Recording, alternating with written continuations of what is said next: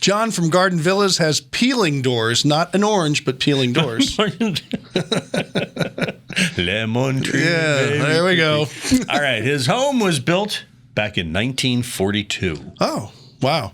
So bullets were still flying when the nails were put in that Yeah, house. no kidding. So John writes, we bought it about 12 years ago. And he said, but it looks like all the doors in the house were repainted at some point before they bought the house. And it looks like, and they're peeling. So it looks like they used latex over the oil and it's starting to peel off after 12 years. So which speaks to your point when you say that latex paint, it'll get hard, but it'll never really be as hard as the oil finish. Well, I think latex is a latex glove. It's a rubbery substance. And so, you know, for those of you who have your regular checkups, you know what latex glove feels like. The whole idea is... Elbows on the table. Yes, okay. Yes. That was a bad move. And that's why I always say the oil-based products on the woodwork inside the home is better. And the other thing is, I'm sure they didn't prep it right. Oh, well, that's his question. Yeah. Okay. He says he's got two questions. He says, what's the best way to remove this top layer of paint? Is you got to use scraping or sanding or what? And he says, and number two, what's the best paint he can use to fix this going forward? This is going to be a big job. And sanding is out of the question because it's a gummy. We're back to that latex rubbery thing. It just gums up the sandpaper. You can't sand latex. It has to be removed with a stripper. And that's where...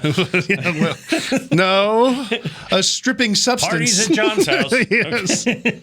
But anyway, you're going to have to use a chemical stripper to get that off. It's going to be a mess.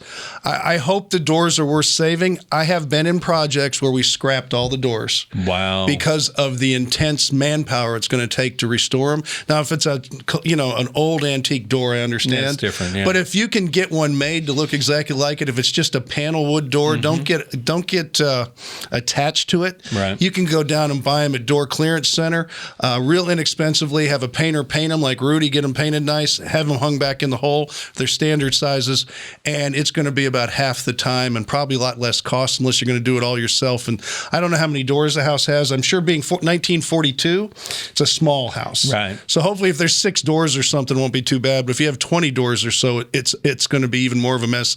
And watch your baseboards and your cabinets if they painted those. What about the trim? The trim probably has the same problem. Absolutely. So sometimes it's easier to change the casing, which is the trim on the door, than it is to try to save it. And if your baseboards are in good shape, don't start knocking your vacuum cleaner and stuff into them.